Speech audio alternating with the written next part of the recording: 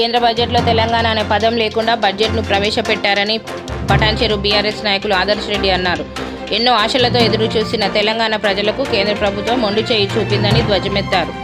Bharathi Nagar division corporator Sindhu Adarsh Reddy నివాసంలో ఏర్పాటు చేసిన విలేకరుల సమావేశంలో బీఆర్ఎస్ నాయకులు మాట్లాడారు. పటాన్చెరు కార్పొరేటర్ మెట్టుకుమార్ యాదవ్ మాట్లాడుతూ రాష్ట్రంలో వివిధ పార్టీల నుండి బీజేపీకి 8, కాంగ్రెస్కు 8 సీట్లు ఉన్న తెలంగాణ రాష్ట్రానికి 16 పైసలు కూడా తేలేకపోయారని కాంగ్రెస్ బీజేపీ నాయకులపై ధ్వజమెత్తారు. ఇవన్నీ కూడా తెలంగాణ ప్రజలు గమనిస్తున్నారని, త్వరలోనే జరగబోయే స్థానిక సంస్థల ఎన్నికలలో 2 జాతీయ పార్టీలకు తెలంగాణ ప్రజలు గుణపాఠం చెబుతారని ఈ సందర్భంగా మెట్టుకుమార్ యాదవ్ అన్నారు. ఈ కార్యక్రమంలో పటాన్చెరు కార్పొరేటర్ మెట్టుకుమార్ యాదవ్, ఆదర్శ్ రెడ్డి, జిన్నారం మాజీ జెడ్పీటీసీ బాలరెడ్డి, గడిల శ్రీకాంత్ గౌడ్, మాజీ కార్పొరేటర్ తొంట అంజయ్య, ఉద్యమకారుడు జిన్నారం వెంకటేష్ తదితర నాయకులు హాజరయ్యారు. అనే లేకుండా మరి మొట్టమొదటిసారి మనము ఇవాళ కేంద్ర బడ్జెట్ మనం నిన్న చూడడం జరిగింది. ఎక్కడ కూడా తెలంగాణ రాష్ట్రము అన్న మాట లేకుండా ఏ ఒక్క ప్రాజెక్టు కూడా 1 రూపాయి మన తెలంగాణకు ఇవ్వకుండా మరి నిన్నటి కేంద్ర ప్రభుత్వ బడ్జెట్ కొనసాగడం జరిగింది. మీ అందరికీ తెలుసు, ఎన్నో ప్రపోజల్స్, ఎన్నో ప్రాజెక్టుల ప్రపోజల్లకు మరి బీఆర్ఎస్ పార్టీ తరఫు నుంచి మనము కేంద్ర ప్రభుత్వం వారికి మన కేసీఆర్ గారు, కేటీఆర్ గారు, హరీష్ రావు గారు మరి ఇవన్నీ ప్రతిపాదనలు ముందు చేయడం జరిగింది.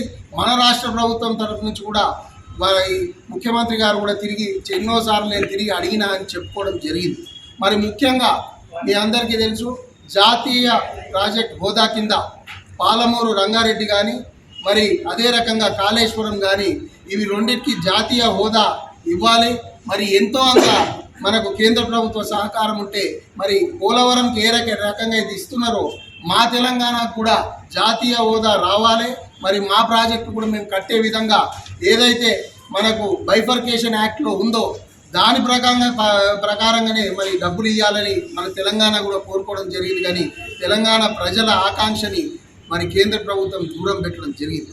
అదే కాదు, బయ్యారం ఉక్కు కర్మాగారం మరి దాని గురించి అయితే కేటీఆర్ గారు, కేసీఆర్ గారు 10 సార్లు తిరగడం జరిగింది, మీ అందరికీ తెలుసది. మరి దాంతోపాటు వచ్చిన కాజీపేట రైల్వే కోచ్ ఫ్యాక్టరీకి ఇంతవరకు 1 రూపాయి కూడా ఎలకేట్ చేయడం జరగలేదు. మూసీ ప్రక్షాళన చేస్తాం. మూసీని మేము ఒక పెద్ద టూరిజం స్పాట్ కింద చేస్తాం. దానికి కూడా మరి ఎట్లయినా సరే డబ్బులు ఎలకేట్ చేయండి అంటే దాన్ని కూడా కేంద్ర ప్రభుత్వం పట్టించుకోని పరిస్థితి.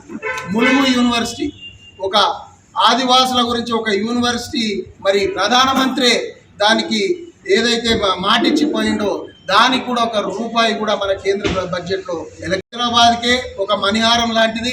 దాని గురించి రోజు మనం పేపర్లలో, టీవీల్లో చూస్తున్నాము. 6R వస్తేనే మన హైదరాబాద్కి రేపొద్దున ట్రాఫిక్ ప్రాబ్లం ఉండదు, హైదరాబాద్ కూడా ఎక్స్పాన్షన్ అయ్యే అవకాశం ఉంటుంది. అంటే 6R మన మెదక్ జిల్లాలనే 110 కిలోమీటర్ల దాకా కవర్ అయ్యే మరి 6R కూడా 1 రూపాయి కూడా ఎలకేట్ చేసే పరిస్థితి నిన్న జరిగిన మరి మన యొక్క బడ్జెట్ సమావేశాల్లో చూడడం జరిగింది.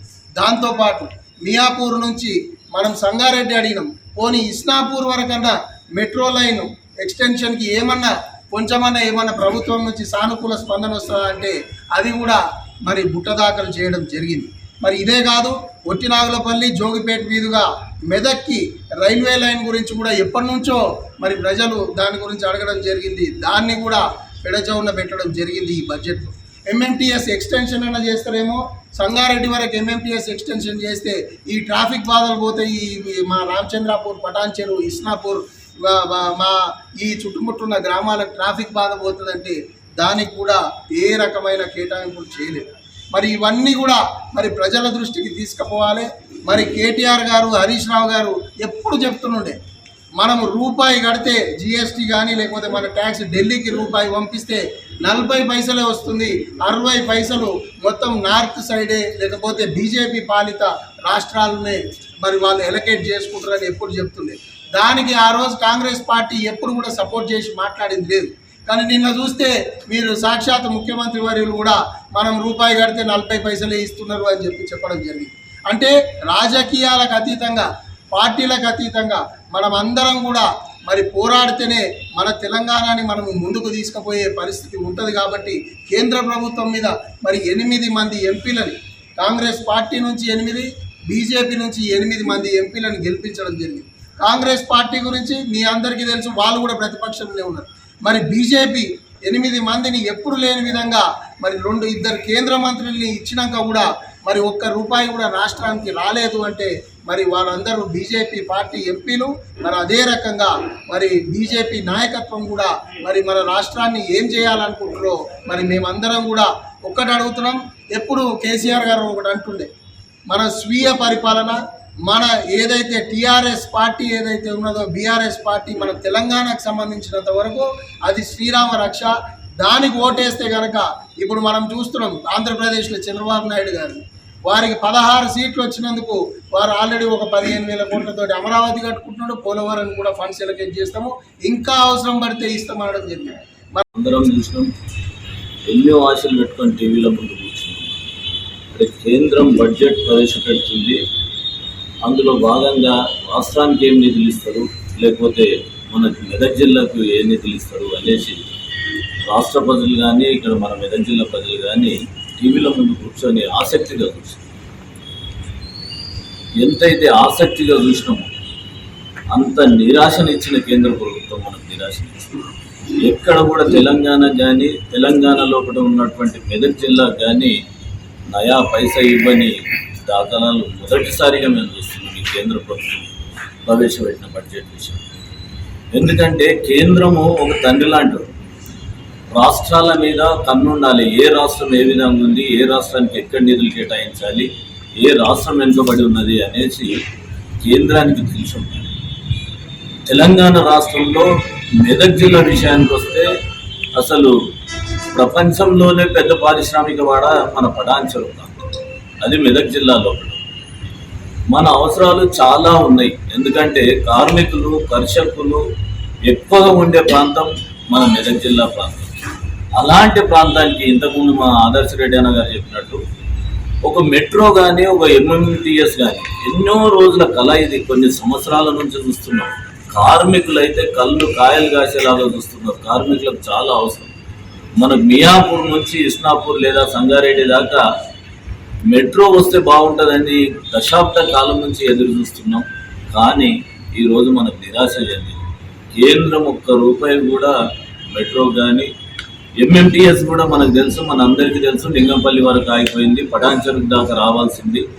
పటాన్చెరు కాదు, ఎంఎంటీఎస్ కనీసం ఇస్నాపూర్ దాకా వచ్చినట్టయితే పాషా మైలారంలో ఉన్నటువంటి పరిశ్రమలు ఏవైతున్నాయో ఆ పరిశ్రమలలో పనిచేసే వేలాది మంది కార్మికులకు చాలా ఉపయోగపడేది. ఎందుకంటే ఇక్కడ చేసే కార్మికులు పనిచేసే వాళ్ళకి జీతాలు తక్కువ, సొంతిళ్ళు తక్కువ, అద్దెలు కట్టుకోవాలి, దాంతోపాటు రవాణా ఖర్చులు పెట్టాలంటే చాలా ఇబ్బంది అవుతుంది. కాబట్టి తక్షణమే కేంద్రం గుర్తించి మనకు ఎంఎంటీఎస్ మెట్రో ఇచ్చేది ఉండే మొండి చేయి చూపింది. చాలా బాధ అనిపిస్తుంది. టీఆర్ఎస్ ప్రభుత్వం చేసిన అభివృద్ధి తప్ప తర్వాత ఏడు నెలల కింద వచ్చిన కాంగ్రెస్ ప్రభుత్వం కూడా ఎక్కడ కూడా నిధులు ఇవ్వట్లేదు. స్టేట్ గవర్నమెంట్ అసలు ఇప్పటి వరకు కూడా నిధులు ఇవ్వలేదు.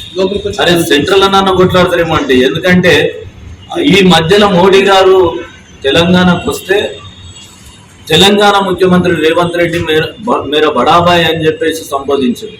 బడాబాయ్ అని ఎందుకు సంబోధించడం అని ప్రతిపక్షాలు అడిగితే, కేంద్రంతో మంచిగా ఉన్నట్టయితే మనకు నిధులు వస్తాయి, నిధులు వచ్చినట్టయితే అభివృద్ధి చేసుకుంటామని చెప్పాడు. ఆ రోజు ఎప్పుడు దొరికితే అప్పుడు ప్రజలను కళ్ళబొల్లి మాటలు చెప్పాలి, అమాయకులను చేయాలి, ఇబ్బంది పెట్టాలి. ఆ రోజు చెప్పిన మాట మీద మరి ఈ రోజు కేంద్ర బడ్జెట్ ఇచ్చినప్పుడు నువ్వు చోటాబాయి కదా బడాబాయి దగ్గరికి పోయి నిధులు తీసుకొచ్చినట్టయితే ఇవాళ నువ్వు పరిపాలిస్తున్న రాష్ట్రానికి మేలు జరిగినట్టయితే.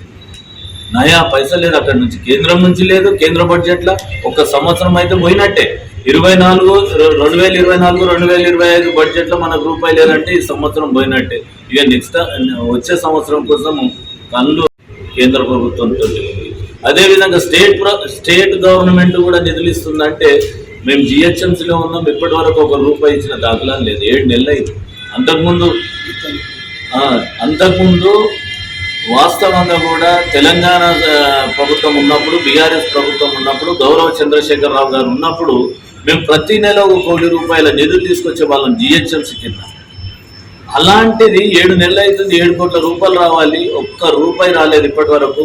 ఏదైతే ఆ మధ్యలో సీఎం చంద్రశేఖరరావు గారు వచ్చినప్పుడు పటాన్చెరు 250 పడకల శంకుస్థాపన భూమి పూజకు వచ్చినప్పుడు ఆ రోజు పటాన్చెరుకు, భారతీ నగర్కు, ఆర్సిపూర్కు 10 కోట్ల ఆయన విడుదల చేస్తే కాంగ్రెస్ ప్రభుత్వం వచ్చిన తర్వాత వీటిని కూడా క్యాన్సిల్ చేసి, అంటే టెండర్ అయిన తర్వాత, వాస్తవంగా టెండర్ కాలేదు అంటే క్యాన్సిల్ చేసిందంటే ఏమన్నాను, టెండర్ అయిన తర్వాత 10 కోట్ల క్యాన్సిల్ చేసిందంటే వీళ్ళ ప్రజల మీద, ప్రజా అవసరాల కోసం, ప్రజల అభివృద్ధి కోసం ఎంత నిష్ట ఉందో తెలుసుకోండి. ఇలాంటి పార్టీ ఖచ్చితంగా కాంగ్రెస్ బీజేపీలో బుద్ధి చెప్పే రోజు వస్తుంది. ఎందుకంటే నమ్మి అరే తెలంగాణలో కాంగ్రెస్ని గెలిపించినాం, మళ్ళీ బీజేపీని గెలిపించినట్టయితే కేంద్రం నుంచి నిధులు రావచ్చు అన్న ఉద్దేశం మీద అక్కడ బీజేపీకి 8 మంది ఎంపీలను, ఇక్కడ కాంగ్రెస్కి 8 మంది ఎంపీలను గెలిపిస్తే ఇవాళ 16